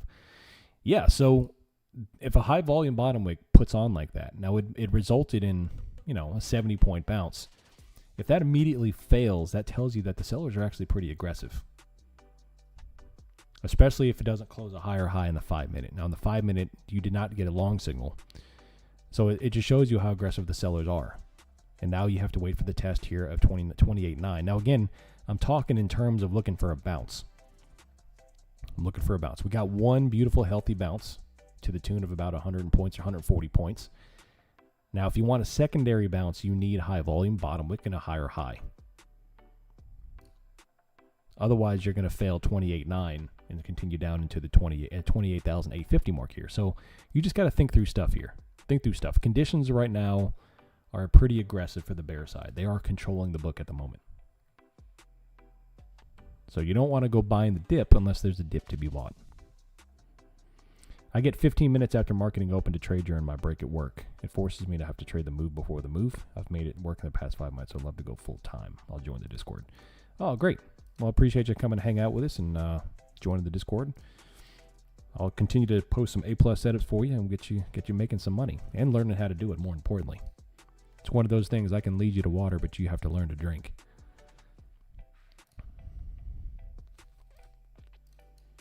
All right, NASDAQ, new low of the day. So here is our morning range right there. The red line right here is the close of the 10:30 Eastern time 1 hour first hour. So the first hour of the market is 9:30 to 10:30. This range, this red lines plot the first hour range, high and the low. So you see right now the market came in, put in the low about 8 minutes before it closed, bounced, got the 50% of the range, and come back down and put in a new low. If the markets hold below the morning low, the odds are that we continue to put in a morning low at least until the afternoon begins, which is what we just did. So they got to close it, at which point we're going to be gunning for 28,850, and then after that, 28,766. So right now the bears are absolutely controlling the tape. The options are once again flipping back towards bearish. They had a little relief there, but now we're starting to see call selling and put buying again on the way down. What is a range indicator? Range indicator is, I don't know this person. I didn't make this, although I'm in the process of making my own. MC, that's me, is the author. And daily levels sweep market breadth. And I have everything turned off except for the big levels that I track, which is like the prior day high-low, the overnight high-low, and the current session high-low. But you see we come back down, we test the low of the day, and we have a small bullish reaction to this level. If they fail this, this is where we start to get the move down into 28,850 for another 70 points.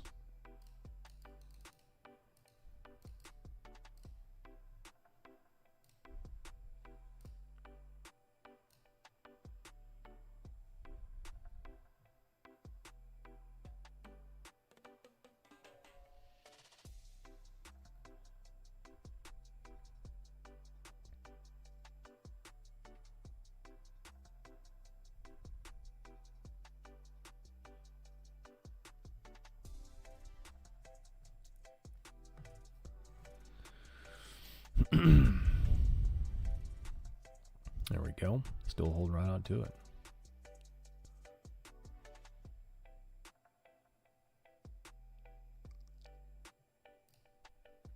You're welcome, K2. Appreciate you being here, hanging out with us on the stream. 28,905 right there, 907.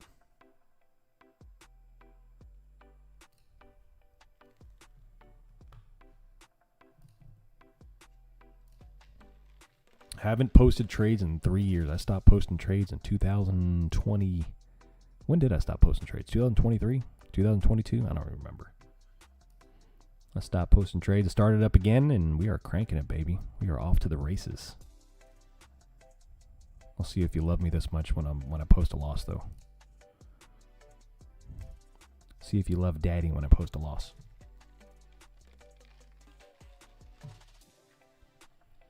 This looks like absorption for lower. Right here. No high volume bottom wicks. The bears are controlling the top wicks. I'm going to post a line right there. That's that pivot. I want to come back here and do that. There you go. That's that pivot from 28,853 this morning, and we're getting wrecked all the way down to it. Watch the volume. S&P doing the same thing. They've got down to 74.90.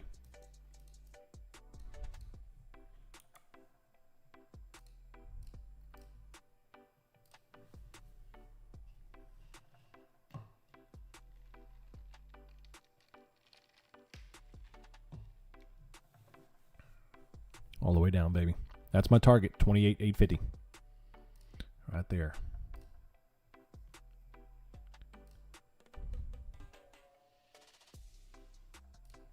Great to hear your live comments, but man, your voice is really not helping me stay awake here. Why is that? Why is that? Am I boring you? Is that what you're saying?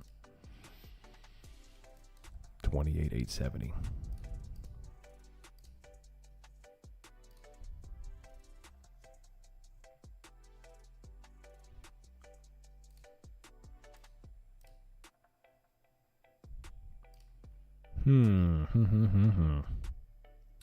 Not boring. Your voice is too soothing. Oh, my voice is soothing.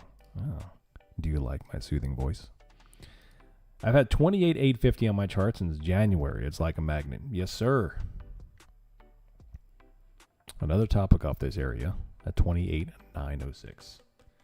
Yeah, God bless me with a radio voice and a radio face. So I got that going for me.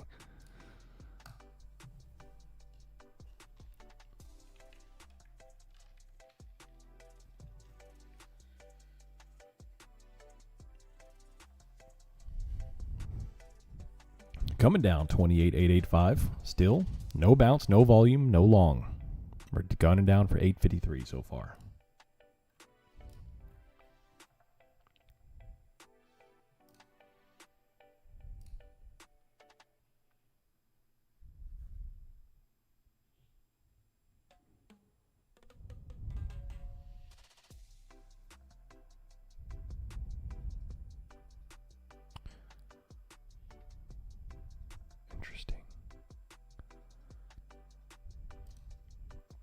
Interesting. You may have a face for radio, but nobody can do Kermit in the style of the orange. Oh, yeah.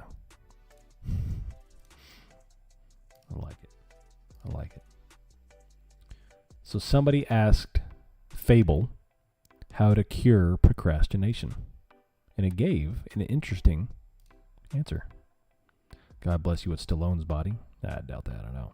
Do you make more money from trading or other streams of income? Just curious. Sometimes yes, sometimes no. I have months where I make more money trading than I do in everything combined. And I have times where I lose money trading and everything else takes, they support me. So that's the good thing about having multiple sources of income. That's the whole point, is that you have diversification of income sources. When one's not performing, the other ones do.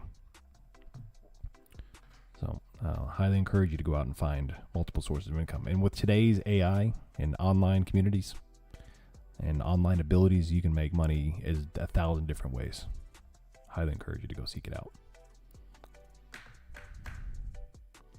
But back in, January, December, not to mention the rally I went on back in August, September, I made more money in those months than I'd make, in a long time. I had a very good 2 months.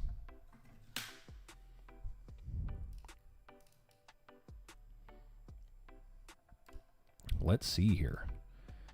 If you were human, what would you do to cure procrastination? Fable says, I would schedule procrastination to cure it. Every day I'd block out a mandatory hour where I'm required to do nothing productive. I would scroll on Facebook, stare at the wall, do whatever I want. I'm not allowed to work even if I wanted to. It sounds backwards, but procrastination feeds itself because it's forbidden.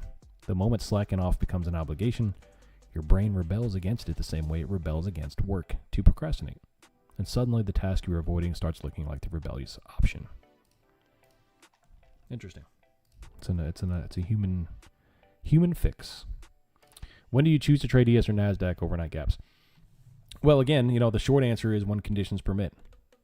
When conditions permit. So sometimes the conditions are there to trade the S&P. Sometimes the conditions are there to trade the NASDAQ. I don't have a better answer for you than that.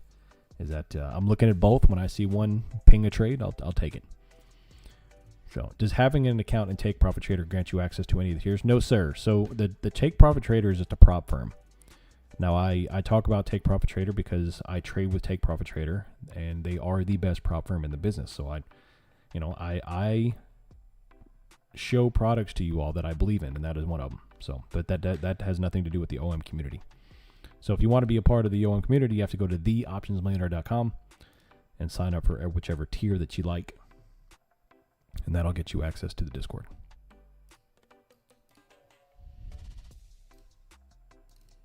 Is anyone else feeling like accumulation behavior here?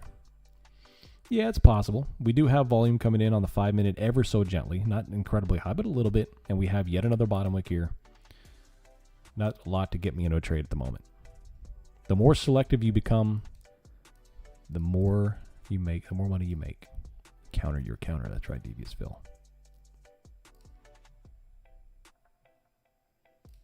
Coming up. Another bottom wick again.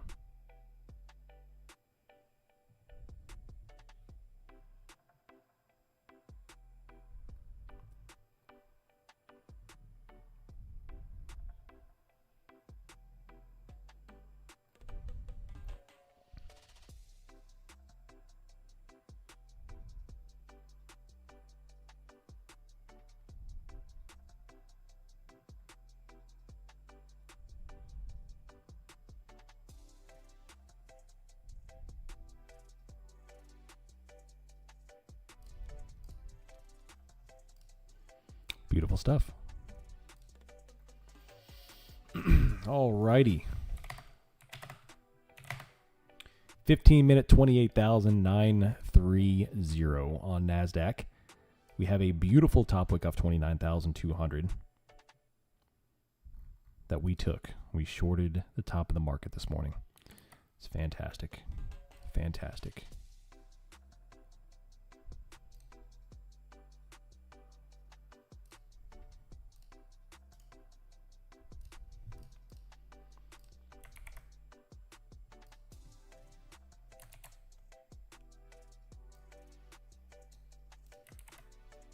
Here's our trade so far, not including the one from this morning.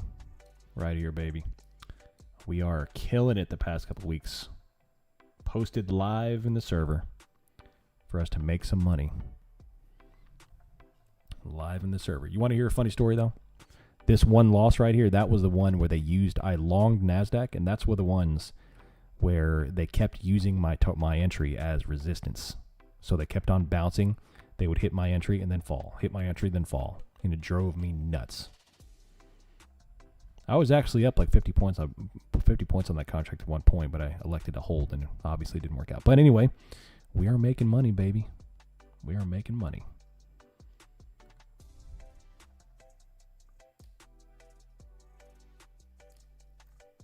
Where did you find the trading time breakdown chart?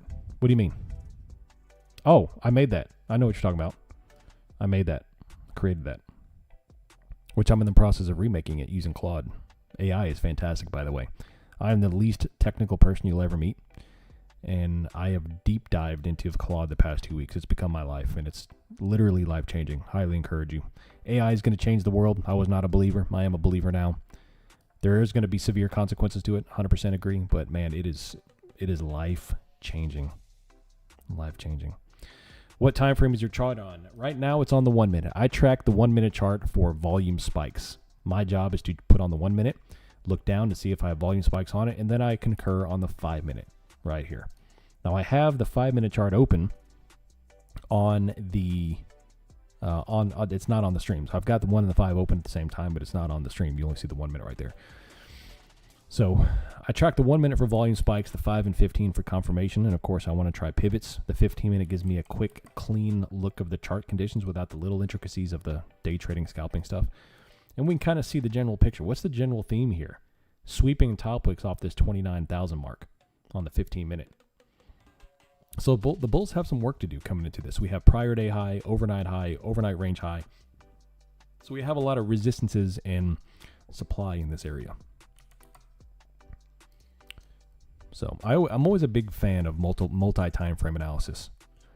Multiple time frame analysis, in my opinion, is a must for all traders, even the scalpers. Scalpers, day traders, swing traders, investors.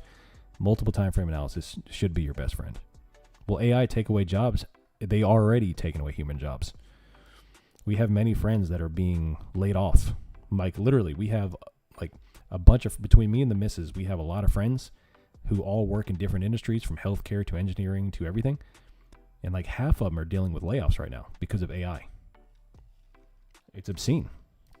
It is, like I said, it's so impressive. Claude and AI is so impressive for someone like me who does not have a tech background, who now I can do things I've always dreamed of doing. The consequences are going to be extraordinary, both good and bad. I mean, it's going to be a game changer.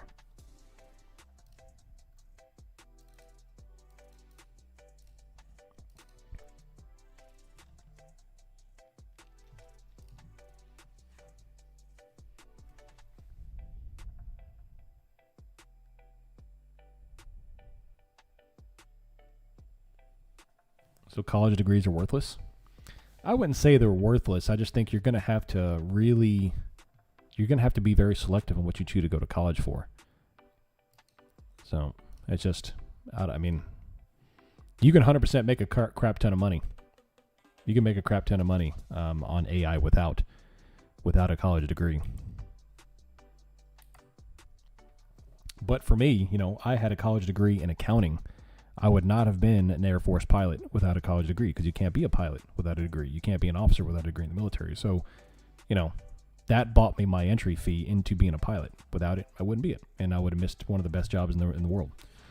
So I think they do have value to them. It's just the traditional value of you need a degree to make money or to get a high-paying job. That is completely gone. That is no longer a thing.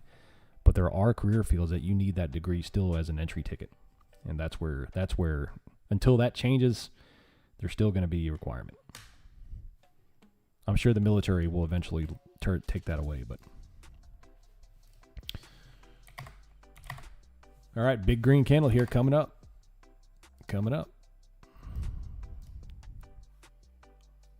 They're back to buying some calls. They're back and forth.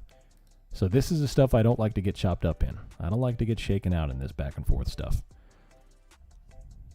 I'm not trying to catch every little fluctuation in the market. We've got about 20 minutes before London close, and that's where we're going to wrap up today's stream. Starting in August, we will be doing 2 streams a day. We'll stream the morning, we'll stream the afternoon. So make sure to clear your schedule. Tell your friends, come hang out with us, learn to make money. Learn to make money.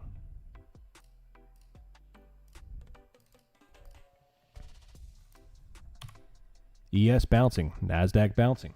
Let's go out to the longer time frames. 5 minute. We have a higher high coming in at 28,930. Let's go to the 15. We need 29 to get us a higher high in the 15. But still the 5 minutes there, the 1 minute's there. We have a trend line here that I'm sure you're looking at that we've already broken. Right there. So that candle just broke the trend line. Sorry, Kennedy. How are shorts looking on the 4 hour? Let's go take a look. 4 hour chart right now is showing sweeping top wicks. So this looks no bueno for longs. We have the move up from Friday, got killed. We have the move up this morning, which we shorted, got killed. So today's close will tell you a lot. And that's the thing about the longer time frames, is you have to wait for longer time frame closes. So this higher high right here, if we claim that, then we're going to freaking fly. And this is where accumulation is going to come into play here. And this is just shakeout.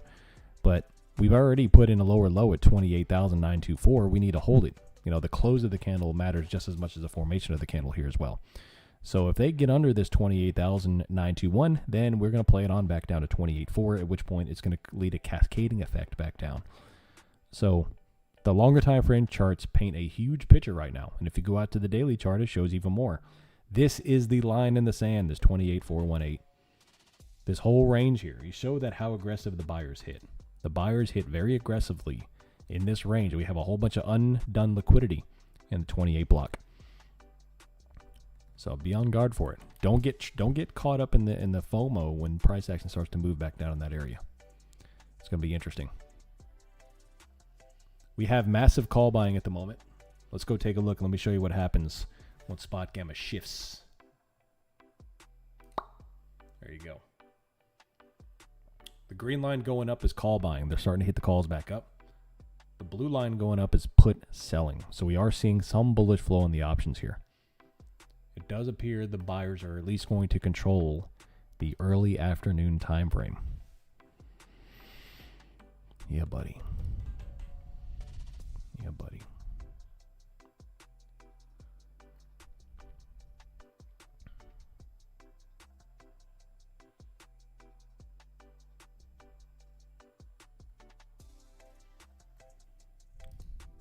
I canned so many tomatoes yesterday, it's ridiculous. I may have planted too many tomato plants. You got your 3-year badge, you did, Magabagouli. Yeah, buddy. Unbelievable. Like, I just pulled so many tomatoes off my plants this week that I could not can for the rest of the year and still have more sauce than I need for the whole year. Like, unreal amount of tomatoes. We've had a very cool yet wet summertime, which is made for extraordinary growing conditions. It's unreal.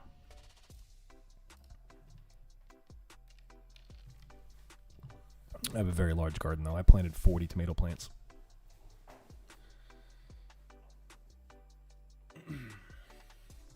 All right, right here, 29,960. We also grew a market garden for pumpkins. We put in a whole crap ton of pumpkin plants. We're going to sell pumpkins this fall. It's amazing, Magabagouli. It's amazing. Another source of income. Where's my farm?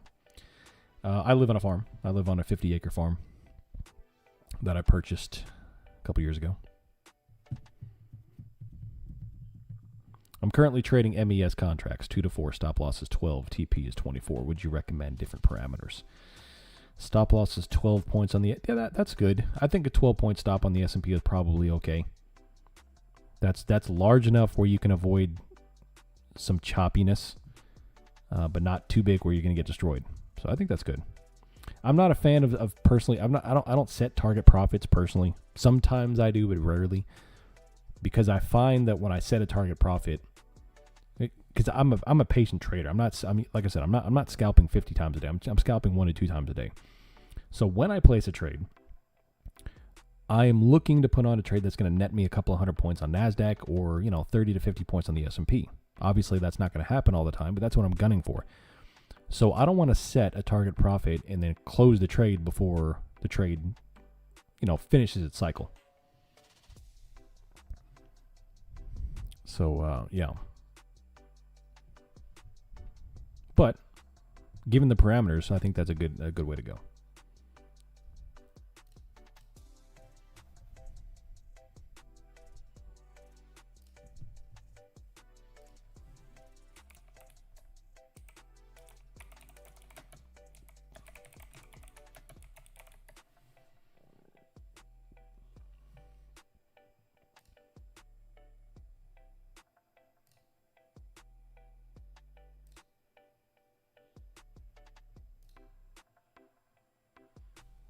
Yeah, buddy. What's my garden zone? I'm in garden zone 7. I don't think TRADIFY lets you set your stops based off market price, and it throws me off. Oh, yeah.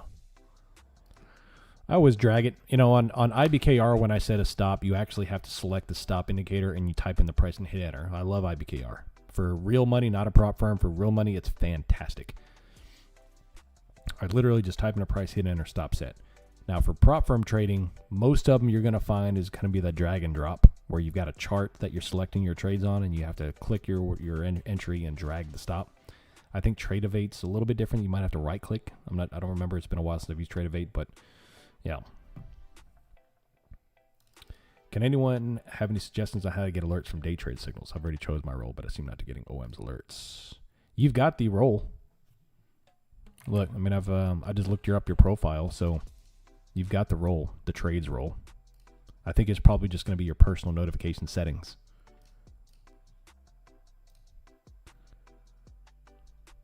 I've been learning about trading for the last 2 weeks. Beautiful.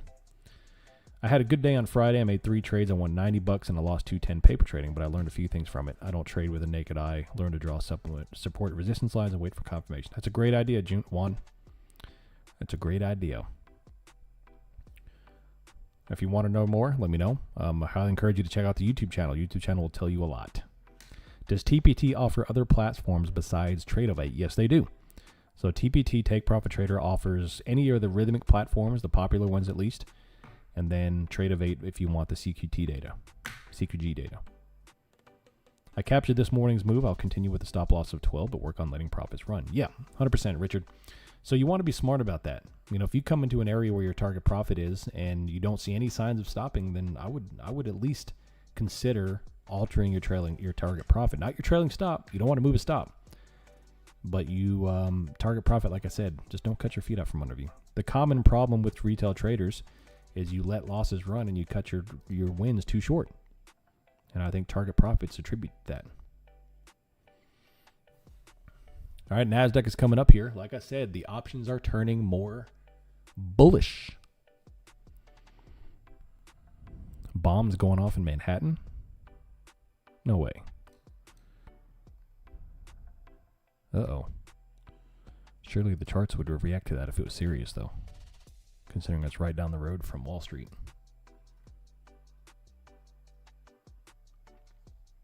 Rhythmic is awful. Yeah, I mean, Rhythmic does have some issues with data aggregation when we have volatility, but overall, I'm pretty happy with Rhythmic. With FX, I'm used to setting stops and TP based off market price. That's okay. I mean, again, a system's a system. You know, everything I teach you all is based on what I do, my system. You know, what works for me, but I've got nothing against target profit. I just want you to be smart about it.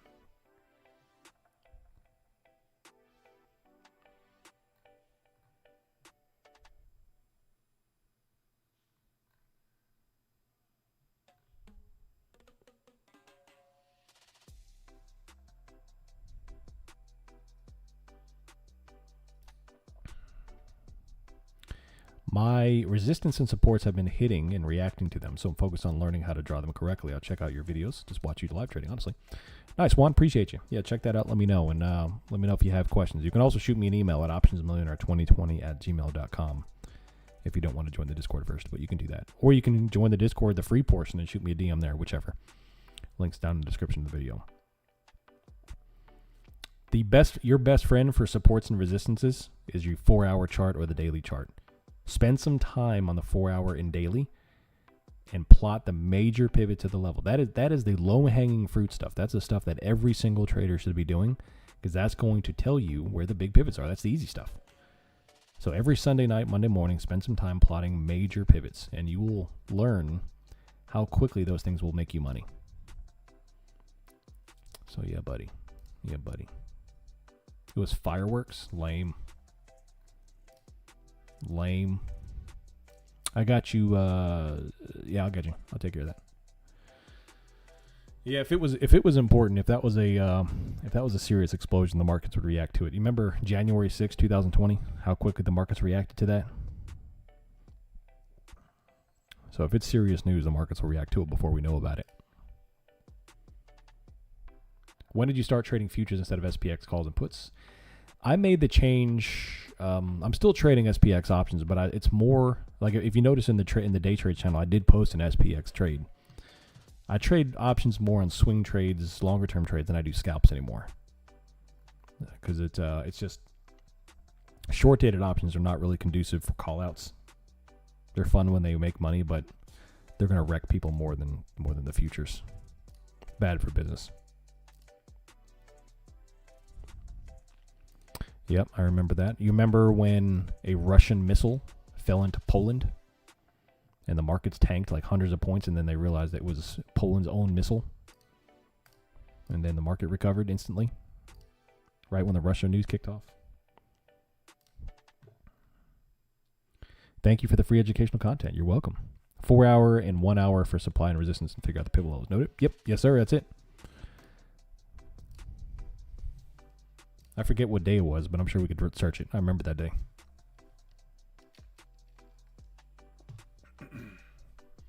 Call buying, put selling on the 0DT options. It looks like the bulls are going to control this back up into the afternoon. If we take over the 50%, which is 29,050, there's a dang good chance we recover every bit of this. Now, this will be the exact same thing we've been doing now for weeks.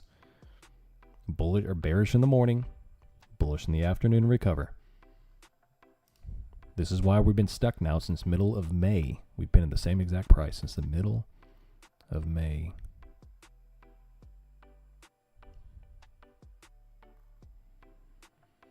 I need to learn what loops are.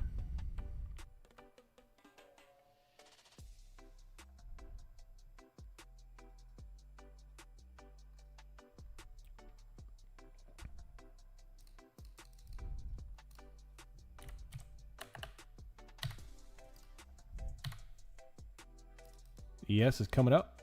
They have all this resistance. Like right now, for example, going out to the longer time frames, what do you see? A whole bunch of pivots right in this area. The market loves to pivot into this area, which was a support from the overnight move. So this is called an SR flip, support resistance flip. Right there. See what Russia made us do. Yeah. For the trade this morning, what stars align for you to take that short at the top of the bullish morning move? Volume was the key. The aggressive top wick, the market conditions itself started to break down. Options were incredibly bearish. So I knew there was a chance for a decent pullback. I didn't realize it was going to sell off that much. Of course, I don't have a crystal ball, but I knew it was going to pull back. I waited for the first top wick. It bought back up. The second top wick, after the liquidity cleared, volume, the highest volume candle of the day, which is the primary number one, and then I took entry.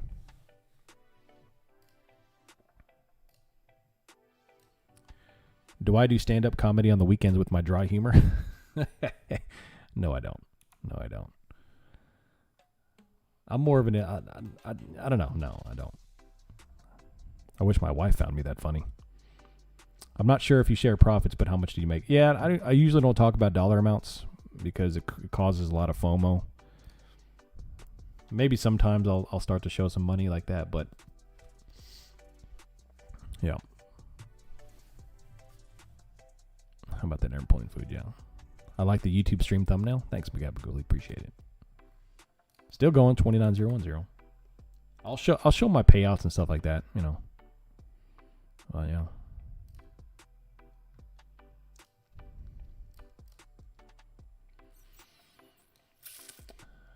Big call buying, put selling. Let's and we're about to wrap up the stream here in 5 minutes, but look at the options data.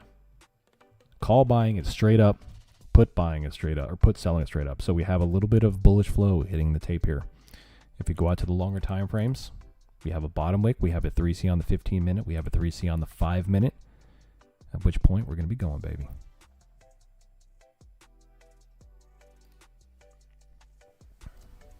$350.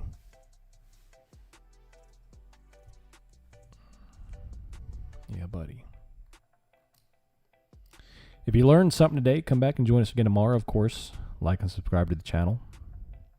Helps the algorithms do your thing if you wouldn't mind. Tell your friends. Share the link. If you do join the Discord, I do have a Discord affiliate program. If you want to take 40% of my money, join the Discord and then sign up for the affiliate program. Anybody who uses your link to sign up for the Discord, you get 40% of my money forever. Come hang out with us. NASDAQ is 29,009 heading up. Looking like we're going to attack the 056. From the open till your morning short, the VIX was creeping up even as the market went up. I didn't even catch that too. I would probably say that's correlated to the options, yes. But I didn't even catch that. Yeah, that would have helped my confidence even more.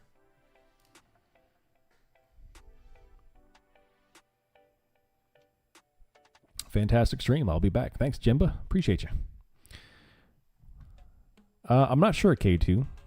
I'm not sure. I'd have to look. I've never done the comparison.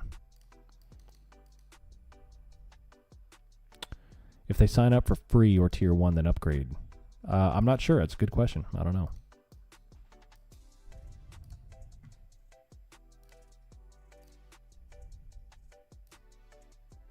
One trade this morning, 29,171 is where we shorted.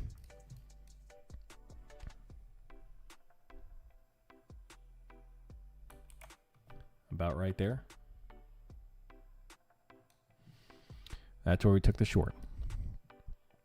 I do have a habit of when I catch a banger of a trade like that, I tend to get lazy, and I don't want to trade again. I have my motivation for trading goes out the window after I take a good trade like that, because I ask myself, what else do I need? It's like getting a massive endorphin hit on taking a fantastically executed trade, and now I want to take it again. It's like, no, I'm good. So unless I see something jumping at the page at me, I don't know. I'm good.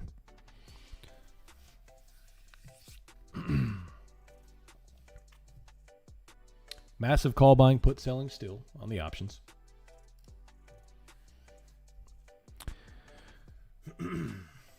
Almost there, baby.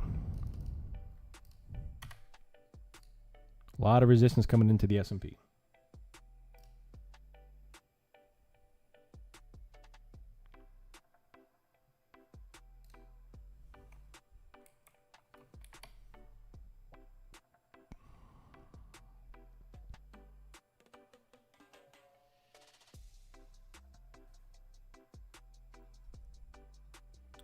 Yeah, buddy.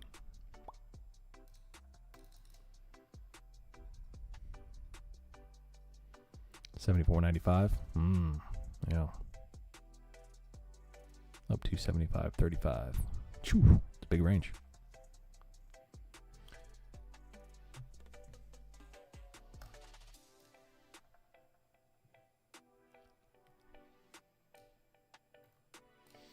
Alrighty. Well, 4-hour chart. Remember the keys here. We have a massive top wick on the 0.5 candle. We have a massive bottom wick on the 0.9 candle, which these are central time, so 10 o'clock Eastern time. So who's going to win? Today's chart close will be very crucial to your forward-looking guidance. If the bears take back control, then it may be time to open up a swing position for another 100 points down on the S&P. If the bulls hold this, first target's going to be the morning high of 75.50, and then after that, all the way back up to 76.32. It's difficult to say right now. All that to say is continue to track the 4-hour chart, continue to track the daily chart. I'll take a look at the DMs here. Hope you all enjoyed the stream. That is going to be the end of us today, as it's London close, and time to wrap it up as we get into uncertain and unconfident conditions in the afternoon. A big trade off 29,171 this morning. Fantastic short posted live in the Discord. Hope you enjoyed hanging out with us today. Make sure you hit that like and subscribe button. Otherwise, I will see you all bright and early tomorrow morning for another fantastic day learning the Options Millionaire 3C systems. Until tomorrow, I'm out. See ya.